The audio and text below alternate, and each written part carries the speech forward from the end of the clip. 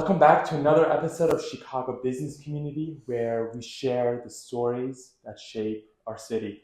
Today we're diving into the world of real estate, and not only transactions and deals, but the journey of making a business successful here in Chicago in one of the most competitive markets. I'm here with the founders of Dwell Wisely, who have built a great reputation navigating buyers, sellers, and investors with some of the most hard and difficult decisions when it comes to finances. So thank you for being here. We're very excited for this conversation. Thanks. Thanks for having us. Yeah, thanks for having us. Introduce yourselves or how Dwell Wisely came together. That would be great. Yeah, you want to go first? I think it came together over wine. It did. In the middle of the day. Yeah, literally. I think it was like an afternoon. We were like, hey, let's have a glass of wine. And we were both kind of looking for a transition.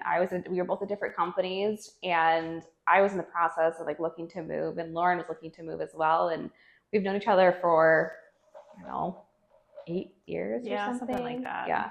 And like always like saw each other in the business, respected each other and things, and then had some wine, and Lauren's like, we should be a team. And I was like, okay.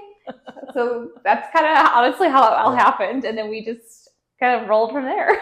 Well, I thought for sure she was like going to go home and like think about it when she was like not drunk and just like change her mind. But then she didn't. And I was like, oh, all right. Yeah, we could do this. So you guys were friends before? We were. Yeah. We actually met. We went on a girls' trip to Michigan with another mutual friend who's a real estate agent. That's how we met. Yeah. Okay. I think it was like through Real Estate to the Rescue. Oh yeah, we were on the same board. Yeah. Yes. We helped with homeless puppies.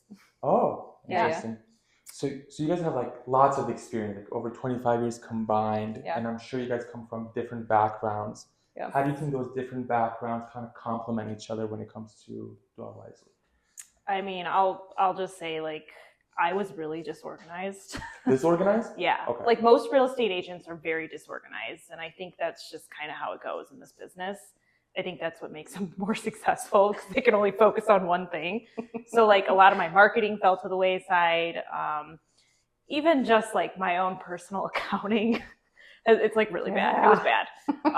And then like when I met Abby, she really brought so much experience with marketing to the table, financial, like basically getting my shit together when it came to like all these other, to build future business and it's honestly helped because we've been partners now for 2 years in June. And my business has grown significantly in those 2 years. And I really think it's because of the marketing. Yeah, I'd agree with that. Like, I think our business has definitely grown a lot. I think it's kind of funny to like hear each other say like how we're different and like what we brought to the table. I tend to be more like I don't know. My husband's always like, you should be more like Lauren in the way of like, just saying more of like what I think, and just like be more blunt about things. Because I'm always like, it's fine. Like I don't let things really get to me very often, And he's like, you just need to stand up for yourself more often. Be more like Lauren. So she's taught me a lot how to be a little bit more of a stronger person. But like I had a background actually I was the director of sales and marketing for a boutique brokerage for about 3 years. And I essentially came in and built all of the systems for paperwork and the tracking the money and everything else like that. And so that's been really nice to like bring to the table too. So we're able to track all of this stuff as well, and like be a little more organized and understand like where money is coming and going and stuff like that too. Especially as a team, as we have a lot of split costs and stuff like that. So yeah, it's not only you two. You guys have Cameron. And yes. Recently, Yagi joined your team. Yeah. How do those two forces come into play when it comes to Dwell Wisely?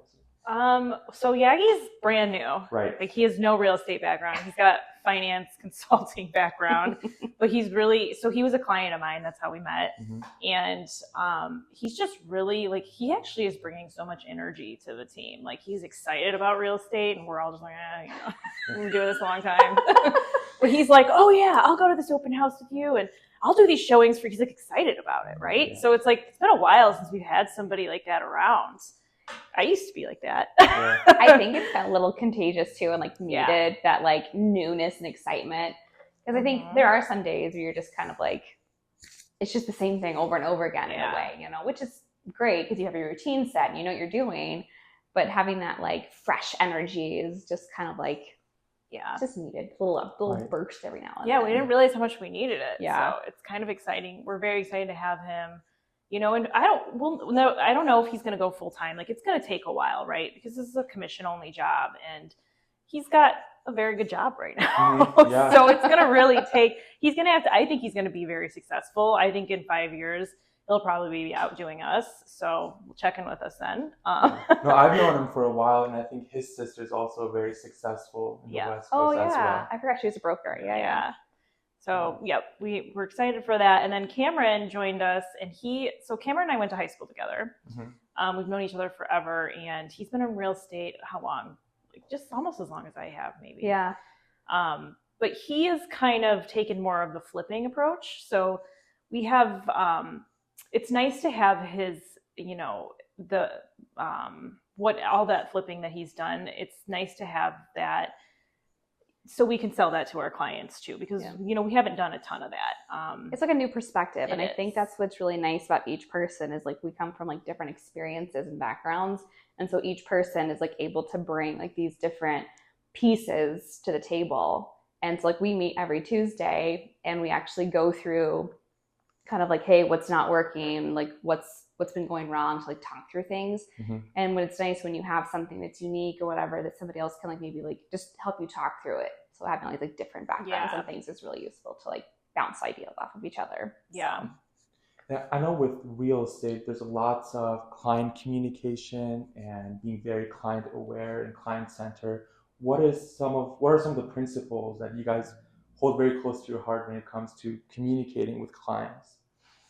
Good question. That's a really good question. I don't even know. I think it's hard to answer because it's so routine. You know what I mean? You just don't really think about these things at some point. But a lot of it is just like, I don't know. We have we have all of our buyers on a portal where we can like look at all of everything that they're doing, and you know, we're constantly communicating with them on there. Other things that we do, like when we're in process, whether it's the buyer or the seller, we have templates that we use so we can let them know what the next steps are for every like process, every piece of the process. And then even the brokerage that we work for at properties, like there's a lot of things that go on in the background too that help, like reminders that get sent out about like tax time so they get their settlement statements and things like that. So there's like a lot of pieces that go to help with that communication piece of things. So yeah, I also think one of the things that our clients love about us is our honesty. Because when you work on a commission base, just think about it. There's a lot of real estate agents out there that need to pay their bills. Everyone needs to pay their bills, right? So they're going to do anything they can to get a deal done. We are so far in our career, it's like we can afford to lose a few here and there. And we're going to be honest. Like if somebody comes to us and like, say we show a house to these people and we see houses all day, so we know what's wrong with them before pretty much we even walk in. But we can point that out, and we're going to be brutally honest, because like I've told so many people like I wouldn't buy this. I've even had people have inspections and I've gone to them and I'm like, I don't feel good about you buying this, and they appreciate it because it's like there's not a lot of real estate agents out there that are going to do that, because that's their paycheck. That just went my paycheck when I said that. But he appreciated it, and we moved on to the next property and I got paid. But I think that's a good point too. It's like in this career, I mean, when you're self-employed, when you are the face of your business, it is your reputation, right? And everything that you do, and then every like property your clients buy. I know I take things a little too personal. So even if like a light bulb goes out, I'm like, oh my God, I'm so sorry. You know, like that's just like, I want some people's home experience to be this glorious, amazing, exciting time. And the reality is, no matter what, something always breaks. You know what I mean? Something always happens because homes are living and breathing things. Like they need maintenance and care, and that's just part of home ownership, right? But yeah, I don't know. Like that's I kind of totally forgot my question. I have like so many people outside like walking around. And I know there's a lot going on out there. It's just like, oh God, cars, people. Yes. That's the brain of a real estate broker also. Yeah. Sorry about that. Going back to in your careers, the very first time you had your own client or the first house that you sold, what were those feelings like? And how have you grown since then as someone in this business? One of my first deals, I'll never forget. Like nobody really taught me. I was on a team, but they were not doing their due diligence. They were not teaching me what I needed to know. And I had people that trusted me to sell these homes, and I'll never forget it. This guy, such a nice guy, he still lives in the same house. He was an FHA buyer. There's so many different laws. Wait, when it comes I know to this story. Yeah. I still can't believe I did this. We go to this house and it doesn't have a kitchen. Like it needs a rehab, but it's an old bungalow, and FHA laws require that you have a kitchen in order to give you a loan. Right. And I didn't know that. So like we find out later on from the lender, I was like, oh, okay. Wish somebody would have told me that, right? So like I'm trying to like hide it from my client. Like, yeah, I knew that. But it didn't matter anyway, because he was like, oh, well, I can buy a fridge off of Craigslist, and my dad can get a stove in there. So we didn't even own this property. I didn't even ask the listing agent. We went and got all these appliances, moved them into the property.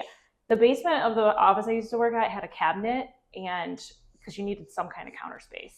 So we bring the cabinet over from the basement, and then we go find a piece of granite from the basement. And it was the heaviest thing I've ever carried. I remember I carried this into the house with him, all unsupervised. Like, what a lawsuit waiting to happen. Can you imagine? Nobody lived in this house. The listing agent had no idea. And I put a kitchen in there, and it wasn't even closed. Like, anything could have happened. And I was just like, yeah, whatever. What ended up happening? Like the house closed. The house closed. We got it closed.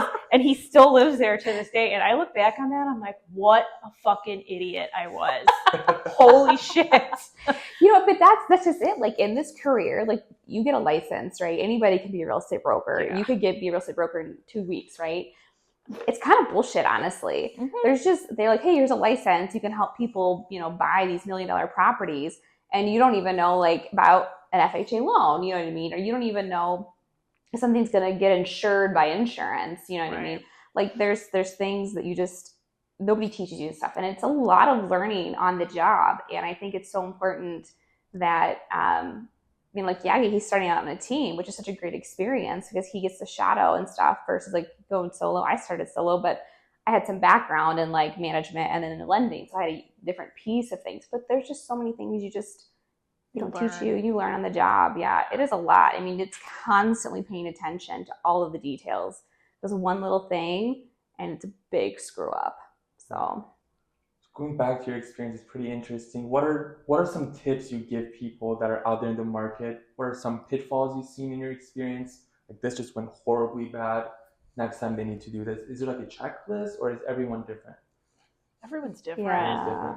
You know, it really starts with your lender. Like if you're going to go with some internet lender, like you're asking for problems. And a lot of times when we say this to our clients, like they'll find these really low rates that look great online, but they don't look at the hidden fees. They'll come to us and then we try to tell them, hey, this is a bad idea. They think we're selling them. You know what I mean? They think we're getting some kind of kickback and we're not. We just want the deal to go through. And it's like, it's probably not going to go through if you use this lender. So it's like, it really just starts with that. It's like, I've also seen a lot of, I won't name any names, but like discount agencies. There's a lot of them out there. I really wish people understood what they were getting themselves into when using these brokers. It's like you can tell when, and it's like people, they just don't have the same training, right? It's like a different caliber of broker, which is fine, whatever. That's who you want to hire. It's going to cost you less, but your service is going to be so crappy. And I think there is something to say about who somebody works for, right? There's some companies you just like, pay them a small fee and you can just list your place online. That broker doesn't have your back. They're not there to really advise you. And I think that's the thing too. It's like, learning things is a way. It's like you constantly have to advise the best for your client. And do deals still fall apart? Of course they do. Like that's just the nature of the business. But it's because, first time home buyers, they're just scared, which rightfully so. It's a very scary process. Yeah. And so like they get an inspection report and there's no GFCI outlets around the kitchen and they're like, deal's dead, So it's just like walking people through. It's like, hey, this is actually the most normal thing there's no drip pan under the washing machine. There's no drip pan under the water heater. And there's also not a drip, like all of these things are just like copy, paste, repeat in every inspection report. And so, there's just things you have to like walk them through. We try to get ahead of it. Yeah. We've really tried to put systems in place to where, especially with first time home buyers, like to get ahead of it beforehand so they don't get the report and they're like, what is this?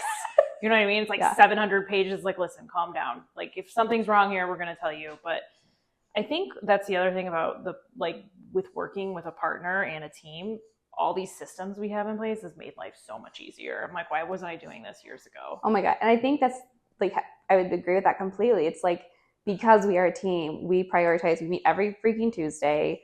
And then we like our first meeting, like it's 8 a.m. on Tuesday, and it's all of us. And then after that, we also, just Lauren and I meet to go over things as well. We go through like the financials, we go through just things that we need to work on, like our marketing, with the marketing department once a month, our social media person we meet with twice a month. And so all of these things that we know constantly are happening in the background. And like we even have an assistant that helps us with our like paperwork process and stuff like that, which is a godsend. So there's all these pieces to help us just like keep on top of those things so we can focus on just doing our jobs and representing our clients the best. So what makes Chicago unique when it comes to real estate compared to all the other metropolitan cities? Dallas, New York, Charlotte. It's affordable. yeah. Affordable. Yeah. Like New York, San Francisco, LA, it's really hard to buy there. You know, there's people, I have friends that are our age that have been living there for 10 years and they still can't. They've been priced out. It's like, I can't imagine. And we're on our, like 7th condos at this point. Like, it's so much more affordable here, and it's easier to buy and sell. And it's a world-class city. So yeah, you got to deal with the winters, you know? Yeah. Winters are brutal. They're brutal. Yeah. They're awful, but it's only 2 months, 3 months, whatever, you know. And I mean, global warming. and I don't know much about like the other cities, like cycles and stuff like that. But for the most part, people stay in their homes in the cities. Their first property is usually 3 to 5 years. Their second one's maybe like 5 to 7, maybe 10 years. So you just have a lot of turnover, and it also has to do with affordability, because you buy your first place, use it as a stepping stone, you do some renovations or upkeep it, you know, update maybe the mechanicals, and then you use that appreciation and those updates, and then you buy your second place, and then it just kind of dominoes from there. And I think that Chicago does provide that unique aspect of things, because we do have a very steady appreciation too. You guys recently announced a move to add properties, and I think I know a little bit of the dynamic of how it works and how you guys work with each other. Can you go into a little bit more specific? Yeah. You wanna? Sure. So every broker has to hang your license under a brokerage. Even if you have your own managing broker's license, and you can open up your own shop if you want to, but even those people who have managing broker's license, you just hang it under a brokerage. So we are technically like licensed under At Properties, but we have a team called Dwell Wisely Group. Mm-hmm. So we're a group of agents that work together as a team, and we have people like under us that we technically manage and stuff. So they're still At Properties brokers as well, and they have all of the same tools and access to At Properties that we do, which is kind of like the team leads and kind of help guide them and work with them like one-on-one. So they're kind of like a mentorship in a way, which is kind of like what a team is. Like what other dynamics do you want to know about? What tools specifically? Like, what does Ad Properties provide your team that you guys wouldn't normally have access to? Is that the case, or? Yeah, they have a lot more technology. I mean, you came from Compass, which was similar. Yeah, their tech was pretty good. It was hard. What do I say? I can say, like, when I first started, I was with a company called Related. So it's like Related Midwest, like the development company, but they had a real estate brokerage, like sales side here in Chicago. They shut it down actually because it was making no money. I had already left by that point. Yeah. And then I went to another brokerage called Fulton Grace, and I was on a team there for about 3 years. Yeah. And then I moved to Coldwell Banker as a solo agent, and now I've been with That Properties almost 2 years. And it's very different about how each company functions, and the tech, I guess assistance, like the help that the office provides and stuff too. Like even transaction management, right? So uploading all your paperwork, making sure things are signed properly or dated properly, like all of this stuff. I mean, that's so important. You get audited, like one thing's missing, like boom, $10,000 you've been fined type of thing. So they do a really good job about auditing all the paperwork, as Lauren is very familiar with. Yeah, I am. But I mean, stuff like that. And then also like we have access to like the marketing department, which is really great. And so we get to meet with like a designer and the marketing person once a month. And so they help us like all these ideas that we have, they design them and help them bring them to life. And then so we don't have to worry about like hiring somebody outside of the company. We just get to work with them one-on-one, and then we'll just pay for the printing and stuff, which is really great. Yeah. Like we get asked all the time, like even my husband's like, why don't you have your own brokerage? And it's like, it's such a headache. It's awful. It's so much better for us to be on a team under the umbrella and just give them a percentage because I mean, we definitely thought about it here and there, but it's just the liability. Like you said, the paperwork, like getting fined and having in-house attorneys and all that. Like that's why I think 25 years ago, a lot of people were out. There were so many small brokerages, right? There was like, you would drive down the street and there was like 50 of them. And now they were all bought up by these big companies. Like Berkshire came in and what was it, 2012, and started buying up all these places. Well, now Compass is going to buy Berkshire. Yeah. So it's like they just keep getting eaten up because I think it was a lot easier back in the day to run your own brokerage, and now it's so much harder. So you'll see a lot of big teams will come and be under the umbrella. Well, I think there's also talking about other companies, like when they're smaller, you notice this even like when we're looking at like listings, right? For on the MLS, you'll see sometimes these like discount brokerages, and they have like the barest minimum of details in the listing. And the property sits, or your client is very like hesitant to even want to go look at it, even if it might be a good fit for them, because there's like just nothing on there. And then so you're just like praying that nothing shows up in the inspection report if they go under contract on this property, because you don't even feel comfortable with the disclosures being properly filled out. They probably don't even have the disclosures, right? Mm-hmm. So there's just like certain things that people aren't trained on. And that's not to say like every single small brokerage is like this. Some people like have come from Annette Properties and like, then created their own and had like taken that, make it into something else. But a lot of it is just kind of having that kind of credibility too. And then just kind of like I don't know, even like when all the law changes happened in August with having to have buyer broker representation, did a really good job at coaching all of us on how these changes were being made, how to have conversations with our clients, going through the new contracts and the new like agreements, and how to talk your clients through it and how to work through it if a seller wasn't willing to pay the commissions. So I think there's that other piece of things. It's like when something changes or something new comes out, there's just so much training available. And even with the new there's a new contract. We used to have a 7.0, now it's called 8.0. Even with the training on that, Lauren hates the contract. I love it. It's my favorite. It's called a multi-board. So there's like a city contract, and then there's like a suburb contract, but you can use it everywhere. It's just, you see it only in the suburbs. It's used in the suburbs. I do like quite a bit of business in the suburbs, ironically, but you'll see like this contract, whatever. And it's new, and they have all of this stuff in it. And they just did trainings on all of it, which is really nice, because if you're a small company, now you're like, I'm not 100% sure what all of this means. And you have to teach people under your team, like, what it is. So stuff like that. Right. It'd be really hard to have our own company. And have like the in-house lawyers too, that tell you what to say, because you can get in so much trouble. So much trouble. So how do you decide between the best? Like ad properties, I'm sure they have lots of competitors. Are there things that groups should look out for and say, hey, they're the one for me, they'll support my vision? Or for me, we just need the support. So for me, it was like I really love my managing broker at Compass too, but I really love our managing broker here. He's available when we need him.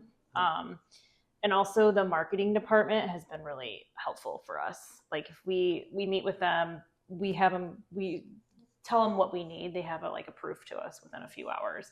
Where at other companies that could take days and days and days, especially because we're a small team. There's teams out there that are doing $100, $200 million a year. We're not there. I don't think we're ever going to be that kind of team, because we don't want we don't want to work. Yeah. We don't want 20 people working for us, but they eat up all the time, and they bring in big money. And not to say that we aren't, but it's on a different scale. So sometimes we get overlooked, which we don't get overlooked here, which is important.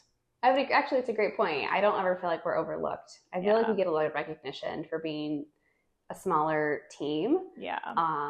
It's been really nice. I don't know. I feel like we do get quite a bit of attention. Yeah. And I feel like it is very, very easy to go to a company, and when you first start there, everybody's just like on you. Oh my God, welcome, welcome, welcome. And then like if you don't show up to the office, they forget about you. Yeah. Here, for some reason, they don't forget about us. Right. But and we never come to the office. So I mean, I used to live up until a week ago. I used to live 3 blocks away from here, and I only came here and went to, I don't know, pick up stuff from the printer. check the mailbox. Yeah, for Lauren. Yeah. What are some of the biggest changes you've seen happen to this industry? You mentioned there was lots of brokerages before. Now they're starting to get consolidated. Or even the art of selling a house. Has it changed over time? Customer service, like social media, TikTok sellers. Yeah. Oh my I've gosh. seen those, like lots of luxury houses and penthouses. And Yeah. Like when I first started in 2009, like social media was a thing, but was not a thing. What, you can sell a house on MySpace? Oh, right. Oh, shut up. Facebook. It was Facebook. But I just like now we're, if we don't do the social media marketing, like, so we have somebody that does our social media for us, but if we don't schedule out the time to do videos every quarter, it's just a piece of the marketing pie. Like we have to do it. It's just, we have to do it, and we have to be comfortable being on camera, which was not easy. It's hard. I know the first time we did our first videos, like I was very uncomfortable because like, it's funny to look back on them. Yeah, we've done so many now. It's like, there's a story here. Was there a bad experience? No, but it's so not appropriate. No. Anyways, but I mean, it's really, you have to be like being on camera and everything else, and then like being present, because your social media pages are essentially your business cards, right? It's a new version of things. I mean, like I just had a lender introduce me to some new clients, and he's like, oh, here's her website, but more importantly, here's her Instagram page. Yeah. And I was like, oh yeah, because that's where I show up with those videos, like kind of you'll learn a little bit personally about us too. And so it's just kind of fun. It's been really interesting to see how that is transitioned. And being millennials, we're definitely still on Instagram, and we are on TikTok. I mean, our profiles are on TikTok. Yeah. I don't ever go in there and do anything. Our social media person just posts. Well, we just hired a 16-year-old to do it. Our TikTok. Can I say that? Is that legal? Yeah. She's 16. She's legal. She can work. She's legal. So she's going to help us, because she was like, basically, she's my friend's daughter, and she's like, your TikTok sucks. I'm like, oh, alrighty. So she's going to help us out with that. So stay tuned. So with like the addition of social media in this space, do you see more younger generations potentially being even more successful real estate brokers? Or I think it's a natural is there progression. natural? Yeah. Okay. Yeah. Because I would say, like, you tend to work, I mean, I do, and I think we both do tend to work with people that are around our age, maybe within like a 10 to 15 year kind of like, plus or minus. And of course, there's always like people, that's just like, that's your friend pool. That's your, hobby pool. Like that's just usually people around your age. And so I think it's just natural that as people come into this industry, they're working with their friends and stuff like that, or their past coworkers that are probably a similar age. And I think that's just the natural progression of things. Yeah. What are some struggles that people really don't see when it comes to real estate? Or being in the field? How long do we have on this podcast? There's so much that As goes much on. time So much behind the scenes that we try to shield our clients from, because buying a house is already stressful and it's emotional for people. Yeah. So we try to shield them from like the little nuances that come along. I think sometimes when you're working with another broker on the other side who's like really difficult, or there's some people that are honestly just very mean and rude, and I'm purely of the mind. I remember this one broker, she was like my crush. Like I wanted to be like her when I grew up, essentially. And she always told me that she was like, this is a really small industry, and we shouldn't be talking crap about other brokers, and like especially like name calling and stuff like that. She's like, the industry's too small, and like it's just not going to get a deal done, And of course, like we all are like, God, that person's an idiot, sometimes. But I mean, like, I don't know. It's just that's just the nature of different personalities too. Yeah. But I think there are some brokers in here that are purely in this for an ego boost. Yeah. And they're just cocky. And I've even had clients who love a house and they're like, we'll go on a showing and maybe they have the listing agent and they hated the agent. And they're like, we love this house, but we just don't even want to work with this guy. And I'm like, I will even tell them like, but you love the house. Yeah. And let me deal with the guy. Yeah, exactly. Like you won't even have to know anything about him. And they're just like, no, I don't want him to get my money. I've had that. Yeah.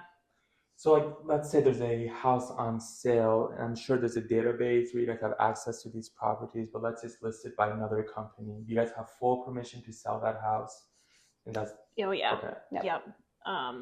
Yeah, it's just we have the MLS and we all pay for it. Okay. So if you are a licensed broker, don't you have to pay for it? No, Or you have to be on a board or something? You don't have to be on the MLS. Okay.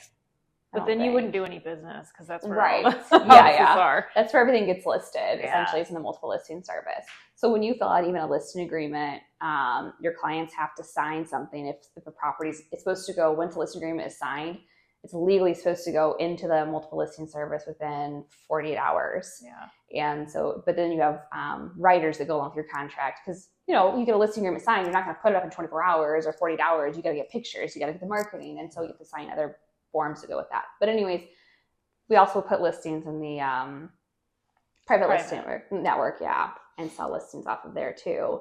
And the only way that buyers have access to the private listing network is if they're a client, if they are working with a broker and they're on Zenlist, or if they're working with a broker and they just send them directly from the multiple listing service. Like they're not on anywhere on the public. Yeah, you can't portals. find them on Zillow. Yeah. So, okay. So that it's very unique. That was my question. Yeah.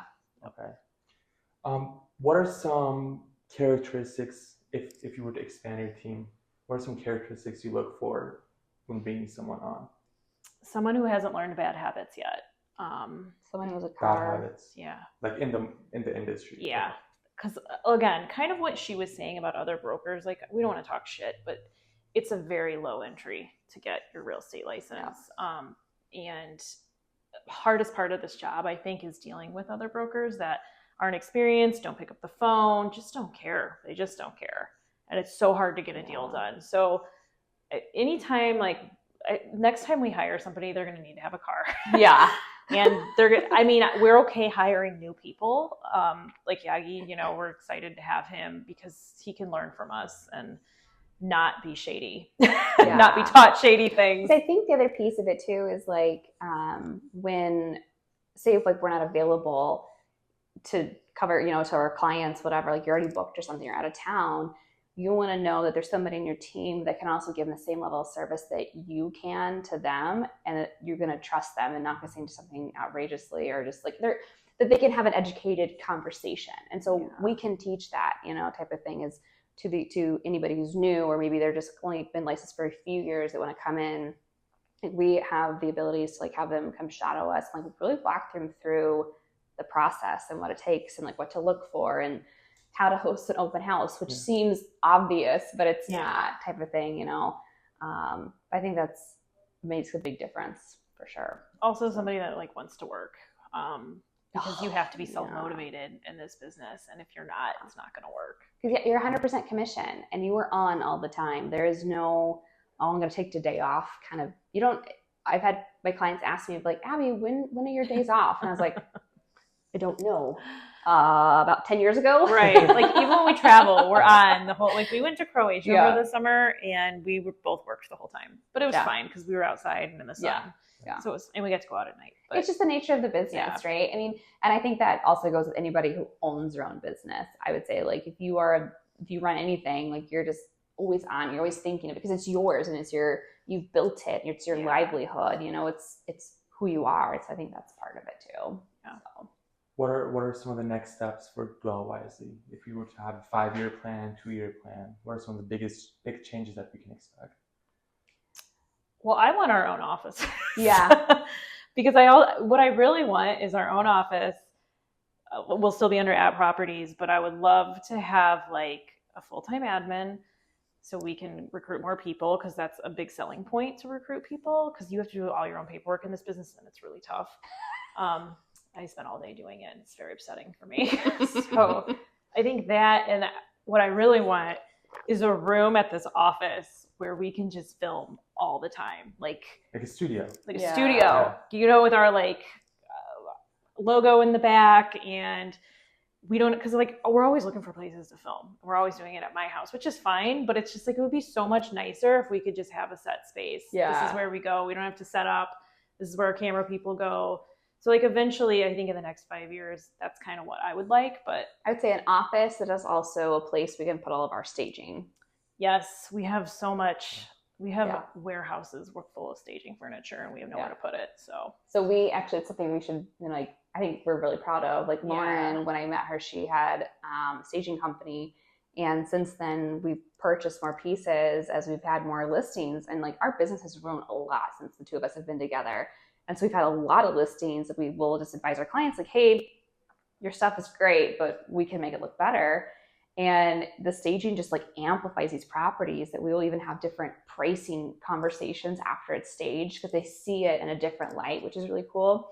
But yeah, we have so much staging. And so it's just like, I don't even have for like 6 listings at once, I think, which is really cool. And we offer it for free, which nobody else does. Offer it for free. Yeah. Which is a lot of work, but we make it happen. Yeah. But they look beautiful. Yeah. So it's all worth it. It's like you do all the work on the back end and then you're going to sell it really fast. So it's worth it. Yeah. I think, I agree. Like the office, but I didn't even think about the filming thing. That's a really good idea. It would be nice to have like maybe a basement of that office where we could put everything. Yeah. I think the other thing that's important about our team is that we both have been on teams before. And that was the one thing we kind of actually made a list about all of the things that we didn't like about our previous teams.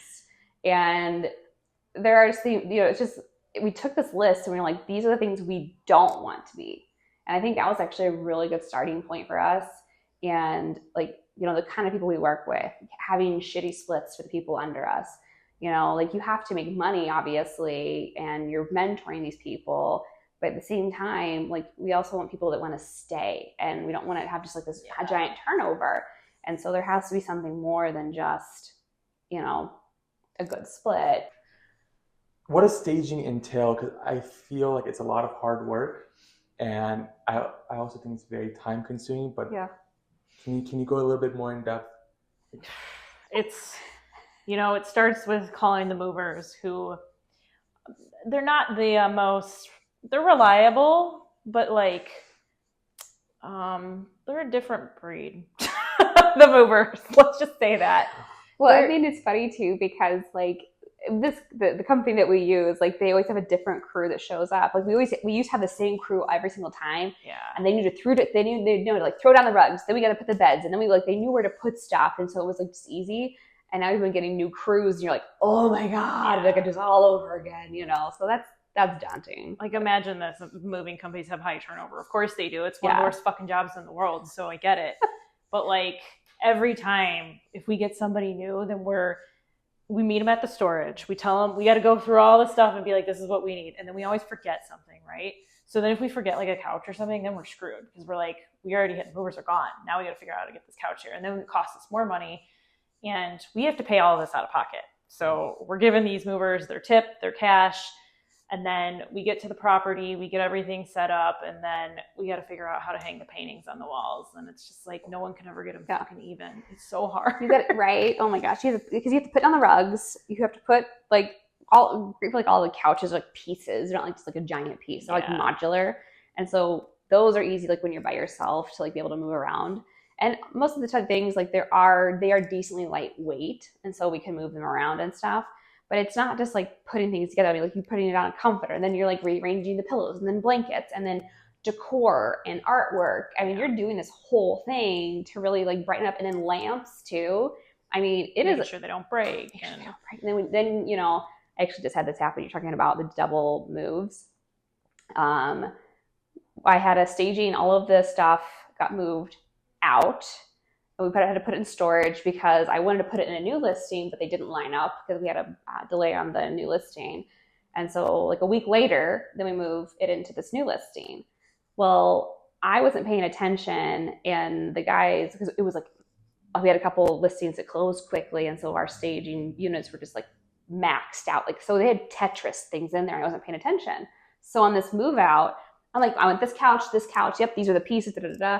We get to the house and I realize I have 2 of the same pieces and then one of a completely different couch. And I was like, fuck. That happened to me once too. I just sat down and cried. I literally sat down and cried. I was like, oh my God.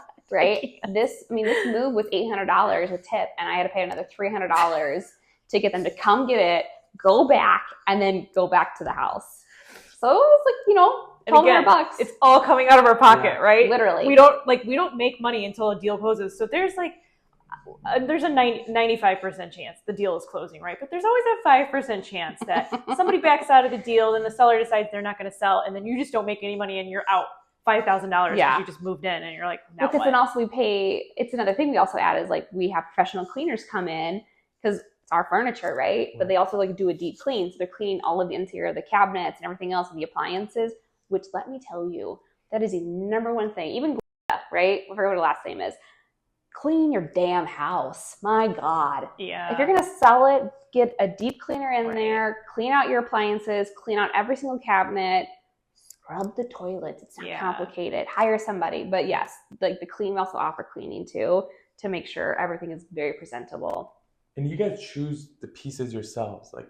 Yeah. Okay. You guys don't hire an interior designer. No. All you guys. Okay. Yeah. We bought all the furniture ourselves. Owen put most of it together on Saturdays and Sundays. Poor Owen. But it's great stuff. Like, it shows really, really well. Yeah. Like it's worth beautiful. it. It makes our clients so much more money. It really, we have so many brokers that comment on, oh my God, who's your staging company? We're like, it's us, and even like clients like, oh my God, like, is this their stuff? Like, no, it's our staging. Like, then again, the clients are always like, oh, who do you use for staging? And I'm like, us. We get like Lauren, I don't ask, or some people ask me, but like Lauren gets calls all the time for other agents to like stage their listings. No way. No. Not anymore. I did it to pay for the furniture when I bought it. Yeah. So it basically paid for that and no more, because it's really tough to do for other people. Like, I was like doing the staging, and I would get paid to do the staging, and then I was like, man, I really want that commission, right? So I was like, we're not doing this anymore. So like, is it safe to say like it makes your chances of selling a house 10%, 15, 20? Like, what's the number? I think like there's what was the stat? Anywhere from like 10 to 20% more. You get 10 to 20% more money. More for the money. Seller. Yeah. Yes. For the house. Yes. Just because you stage it. Right. Interesting. Yeah. It really helps a buyer be able to walk in and see and like feel the property. You just got to sell a story like, oh, this is your home. Nobody lives like that, right? Like, that's why we stage. Yeah. I mean, I know this is like, here, let me just show you a video really quick. I mean, like this is just a living room. It's beautiful. Right? Yeah, the colors go so well together. I send this to my clients, and I get this comment all the time. They go, oh my God, I'd buy that house. Right. You know, like, they've after already they moved move out. You're like, oh, I'd like to live there. Have you ever had clients and said, just keep this stuff in there, I'll buy it as it is? You guys did such a perfect job. We do get people that want to buy it, and it's like, first of all, you don't want that furniture. It's so gross. Yeah, it's so like, I mean, like your hands are just coked in dust when you're done. Yeah. So gross. Especially like if you try to eat in the middle of your stage, you're just like, and you're usually a vacant house. So we also have to take toilet paper, soap, paper towels with us. Like, if these vacant listings, we have our like tool kits of all of our things in case something's falling apart, to hang pictures. Like, it's a whole freaking thing. Yeah. So I'm in my mid-20s. I want to eventually buy a house, hopefully. Fingers crossed one day. What are some resources that you guys have, or I could keep looking for, in order to make this as less anxiety-provoking as possible?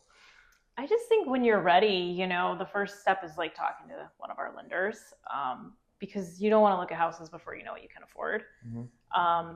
But on top of that, like, we could just even put you on a search, and you can kind of get a feel for what's out there. You can go to open houses. Yeah.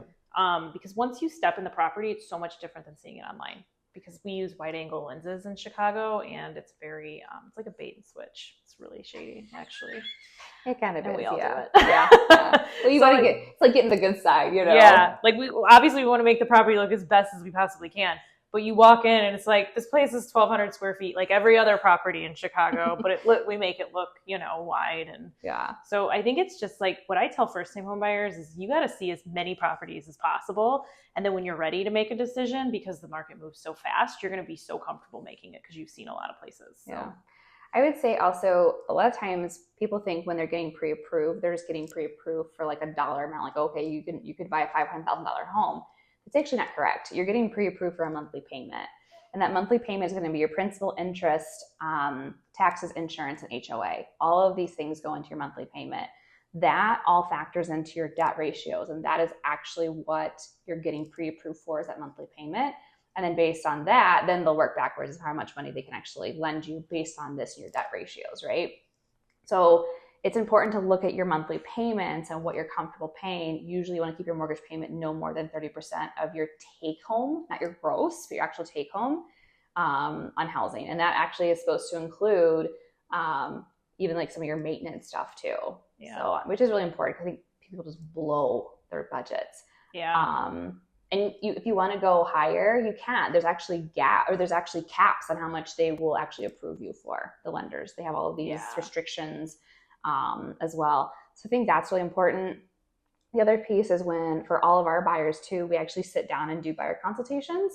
So we have an entire 26-page brochure. I think it's 26 pages.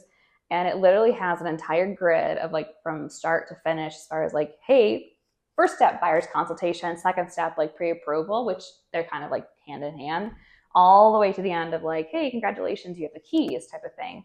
And there's so many pieces that happen in between, looking and then going under contract.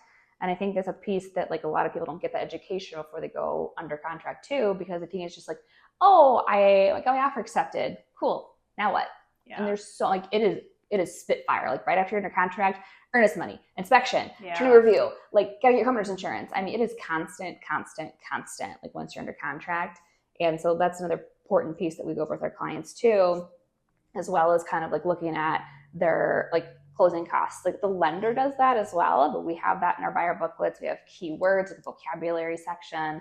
We have other pieces of the process, what an appraisal is, what best days that properties come to market, what is title insurance, all of these things that are in our booklets. And I think I always tell all my buyer consultations. I'm hey, here's this giant booklet and we're going to go over some things, but I'm not going to read it to you because I know that's overwhelming. And I always tell them, I don't expect you to remember any of this, but I want you to at least have an introduction to it. So when we're going through it, you're oh, okay, this sounds familiar. And I was but we always have templates, and we always tell them what's happening next. Yeah. So that way they're not just we try to over communicate. Yeah. We're annoying. Yeah. I don't think you can, in this business, honestly, I think about the first time I ever bought a home and I don't remember any of it. I think I was 22. So that's probably part of it too. But I just didn't remember. I didn't know what was happening. I didn't know the process, and I kind of just was blindsided by it. And I think I don't want anybody to feel they're just unsure. Yeah. Unsure people lead to bad deals. Bad deals, or time wasted. Not just for ourselves, but also for them too. And I think Lauren's point, going to the open houses, because you may realize you're I don't like any of this shit. I gotta save more for a down payment. Yeah. So exactly, a lot of things that go into it. Ready for a fun question? Sure. There's lots of, I've noticed real estate being shown on Netflix, reality TV shows.